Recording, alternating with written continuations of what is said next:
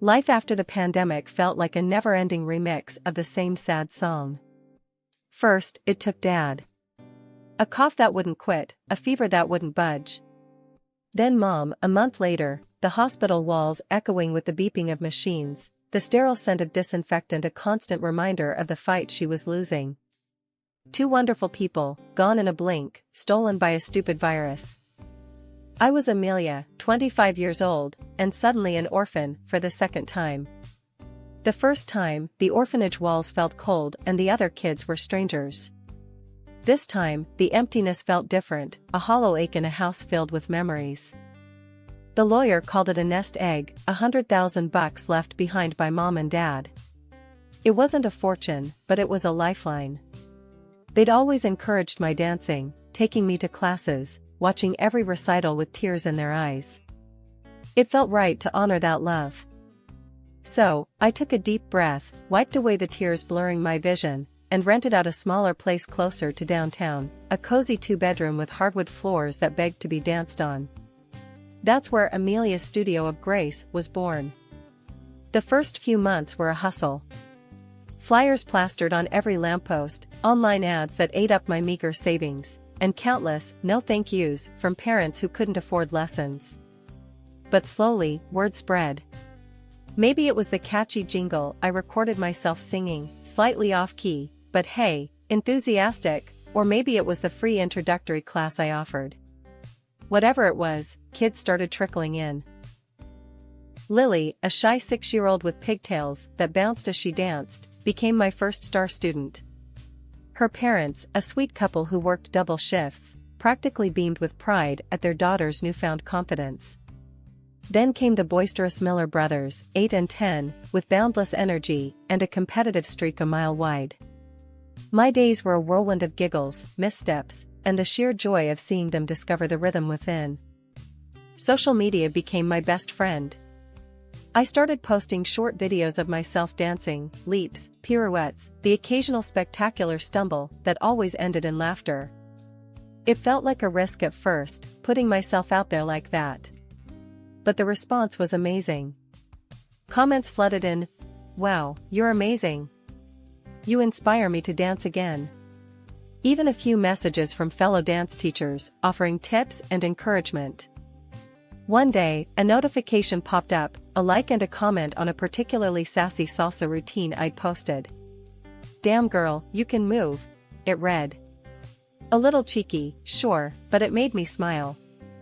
This David guy kept popping up on my videos, leaving comments that were more than just compliments.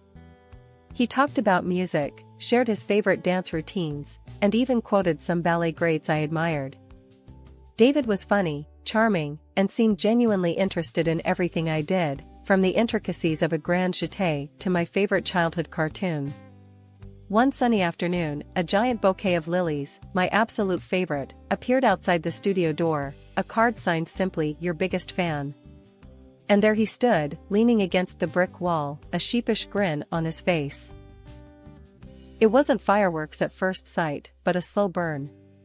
Dates filled with laughter and stolen kisses, weekends spent exploring hidden cafes and art galleries. A year later, we were saying I do under a canopy of white roses, surrounded by friends and family. Moving into David's apartment was supposed to be the next chapter, a fresh start, a real family, as he called it. His mom, Beatrice, lived downstairs, a tiny, energetic woman with a smile that could light up a room. At first, she doted on me, showering me with compliments and homemade cookies. "You're good for David, Amelia," she'd say, squeezing my hand. "He needs someone like you to keep him grounded." But 6 months in, the cracks started to show. One evening, after a particularly exhausting day at the studio, I collapsed onto the couch, scrolling through social media mindlessly. Suddenly, Beatrice popped her head through the doorway, her smile replaced by a tight frown. "Still glued to that phone, Amelia?"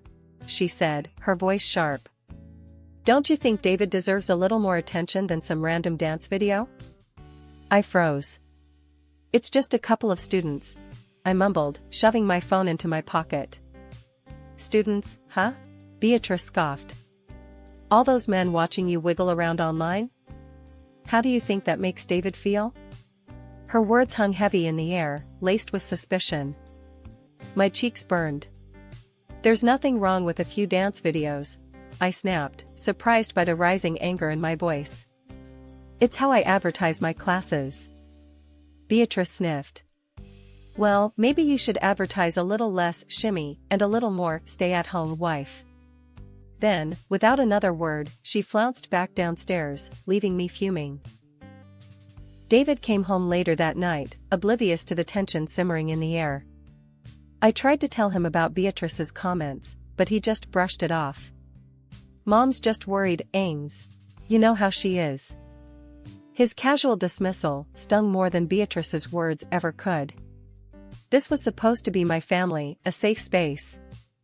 Yet, here I was, feeling like an outsider in my own marriage. David started poking holes in my dreams with the subtlety of a bull in a china shop. Teaching kids to twirl around in tutus? That's not exactly gonna pay the bills, Ames, he'd say, a smirk playing on his lips. He kept pushing this idea of me getting a real job, something serious, like an office manager. But my studio boomed. More kids, more smiles, more of that pure joy that only comes from seeing tiny humans discover the magic of movement. Business was good, really good. So good that after a year, I sat David down, spreadsheet in hand, ready to share the studio's financial success story. The numbers were clear. Amelia's studio of grace was a money-making machine. His reaction was not what I expected. He slammed the damn spreadsheet on the table, his face turning a shade of red that rivaled my best pirouette outfit. What the hell is this? He bellowed. You think you can just prance around online half-naked and call it work? Shut this ridiculous thing down and be a proper wife. My jaw hit the floor. Half-naked? David, those are dance videos, for crying out loud. I sputtered, completely bewildered. Don't play innocent, Ames, he snarled. All those creeps ogling you online? This ain't some highfalutin art project, it's a glorified peep show. Tears welled up in my eyes. This wasn't the man I fell in love with, the man who supported my dreams. This was a stranger, his voice laced with a possessiveness that sent shivers down my spine. The studio is my passion, David, I managed to say, my voice tight. And it's supporting our family just fine. He scoffed. Supporting our family? You call prancing around in tights a family? You spending all day playing dress up while I bring home the real paycheck? The truth, ugly and undeniable, hung in the air. This wasn't about the money, or the videos. This was about his fragile ego, his need for a wife who fit neatly into his outdated box of what a woman should be. Defeated, I did what he wanted. I closed the studio. My online presence dwindled to a few dry, instructional videos, a pale shadow of the passion I once poured into my content. David's demands became a suffocating cage. The house had to be spotless, not a single speck of dust daring to interrupt his pristine vision. Meals turned into a bizarre torture show: lasagna, chicken wings, potatoes with meat. Stress, combined with this fatty dishes, did a number on my body. The weight piled on, slowly at first, then with alarming speed. My reflection in the mirror became a stranger, a puffy-faced, sluggish woman who bore little resemblance to the once graceful dancer staring back. My leaps felt heavy, my turns lacked the precision I once took for granted. Even the simplest moves sent me winded and dripping with sweat. Shooting dance videos became a humiliating exercise. David would hover behind the camera, his cruel laughter echoing as I stumbled through a routine, my body betraying my every desire.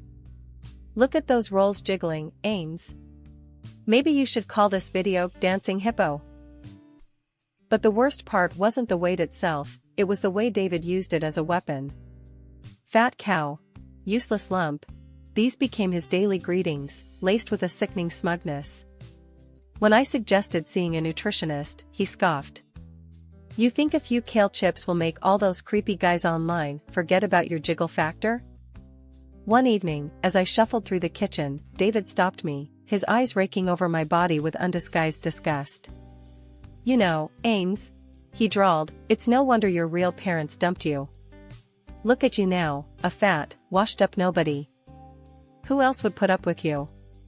His words hung in the air, a venomous snake coiling around my heart. As if David's relentless digs weren't enough, Beatrice decided to add her own brand of misery to the mix. One afternoon, while David was at work, she barged into the house, a self-satisfied smirk plastered on her face. "So, Amelia," she chirped, her voice dripping with fake sweetness, "when are you going to bless David with some kids? Tick-tock, you know, biological clock and all that." I gritted my teeth. The mere thought of bringing a child into this toxic environment sent chills down my spine. Having kids had always been a dream, but not with David, not like this. A child deserved a loving, supportive home, not a pressure cooker of negativity and control. "We'll talk about it, Beatrice," I mumbled, forcing a smile.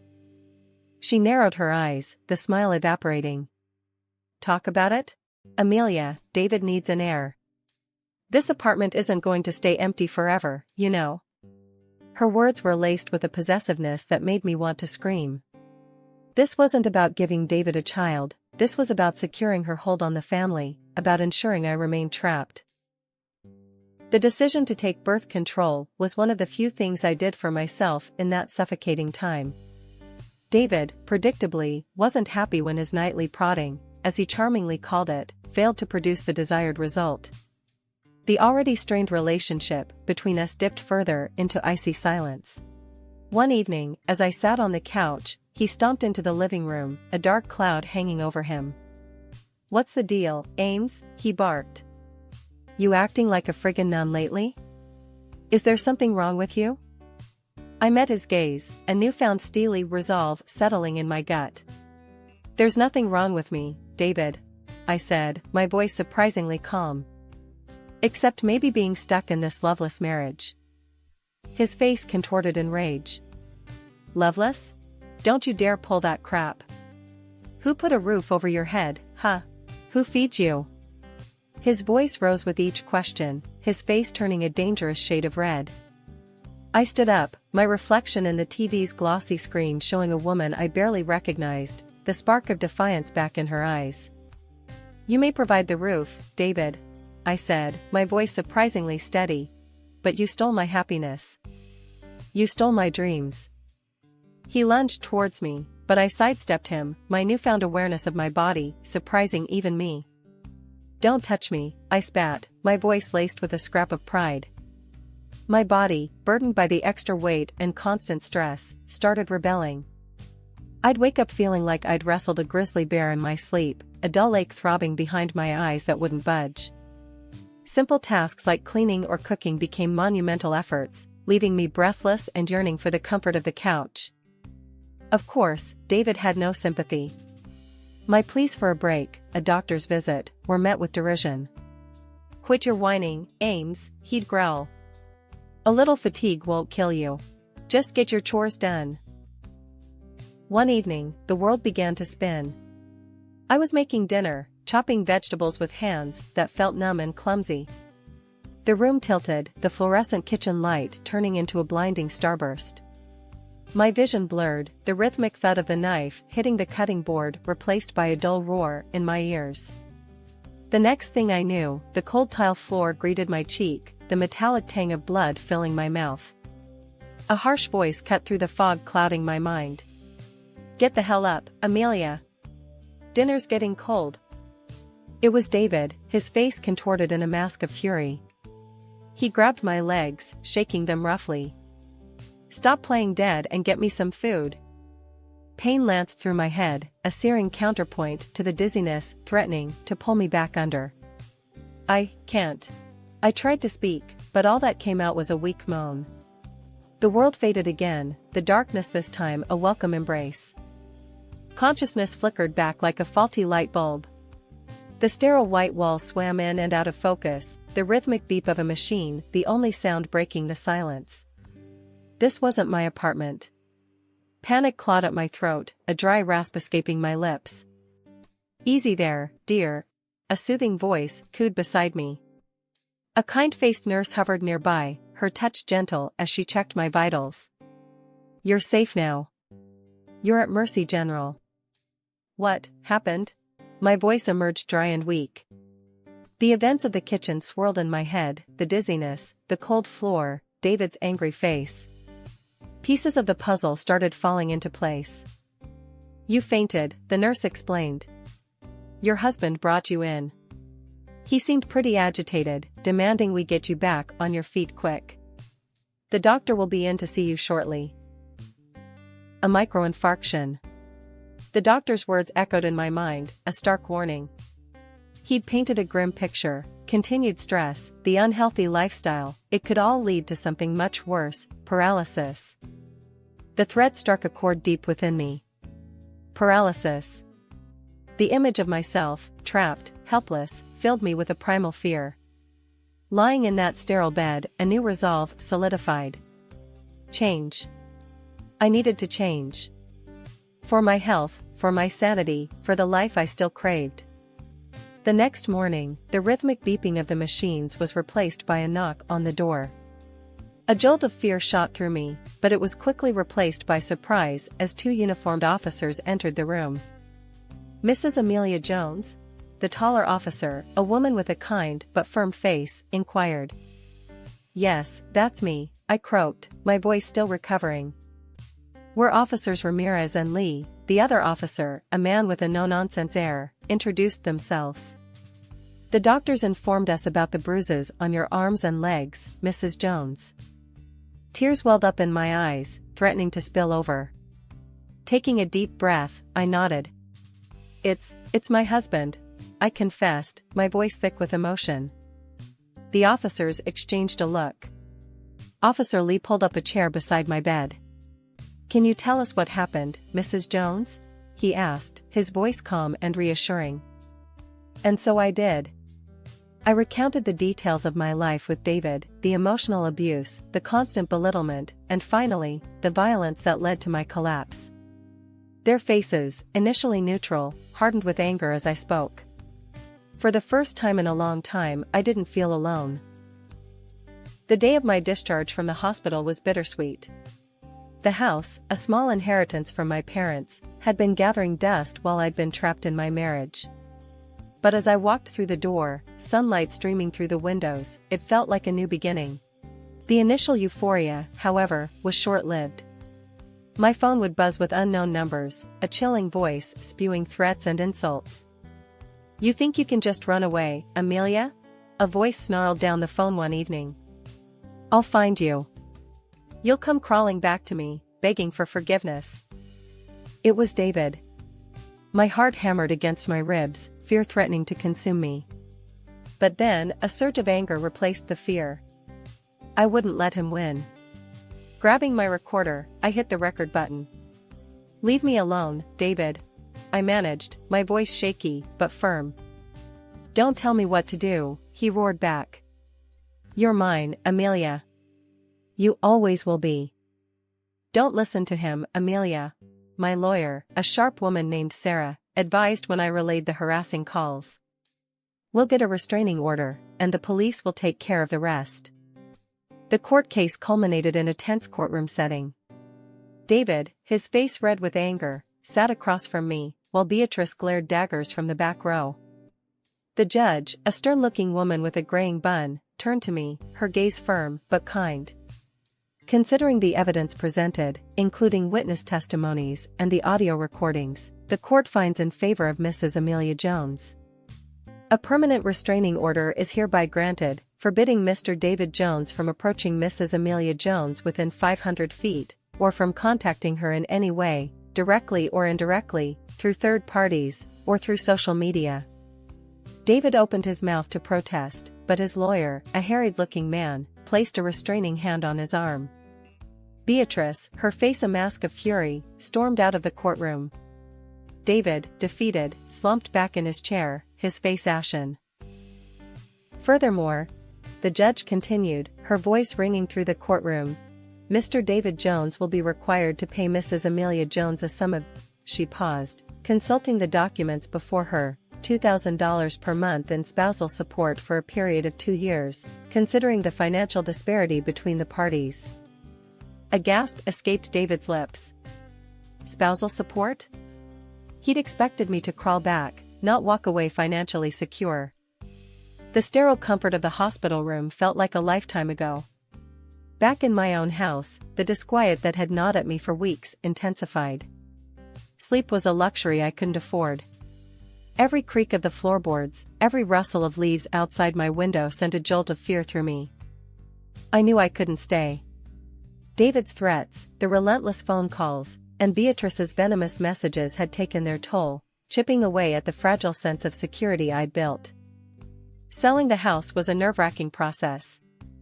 I confided in Sarah, my lawyer, who helped me navigate the legalities while keeping everything under wraps.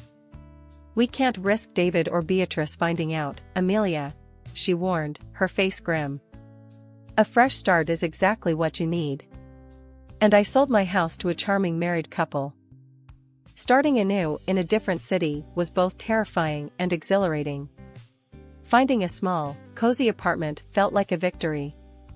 The first tendrils of hope started to take root, nurtured by the anonymity of my new surroundings. And then, there was dance.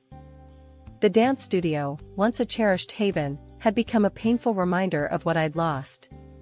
But the fire in my soul, the rhythm coursing through my veins, refused to be extinguished. Hesitantly, I rented a small space, the creak of the wooden floorboards a welcome sound this time. As the weeks turned into months, the studio blossomed into a sanctuary. The joy of movement returned, each step a testament to my resilience. My body, once burdened by fear and neglect, had transformed. The weight I'd lost wasn't just physical, it was the shedding of a life that no longer served me. One evening, as I was finalizing the schedule for upcoming classes, the shrill ring of the phone pierced the quiet. My heart hammered against my ribs as an unknown number flashed on the screen. With a deep breath, I answered. "Amelia?" The voice on the other end was laced with venom, instantly recognizable. "It's David." A wave of nausea washed over me, but I forced my voice to stay steady. "What do you want?" "You know what I want," he snarled. "You come crawling back, begging for forgiveness, or I'll burn this whole damn place to the ground." A strangled cry escaped my lips. For a horrifying moment, the image of flames engulfing my new apartment filled my vision. But then, a spark of insight ignited within me. David didn't know. He didn't know I'd moved. "Go ahead, David," I said, my voice surprisingly calm. "Burn it all down. Just make sure you're doing everything right." Fury laced his voice as he sputtered threats, but I cut him off, hanging up before he could say another word. Panic clawed at me, but I quickly dialed the police. Explaining David's threats, the urgency in my voice resonated through the phone. To my relief, they took it seriously. "We'll send a patrol car to your former house to check things out, Mrs. Jones," the officer on the other end assured me. "And as for your ex-husband, we'll pay him a visit as well."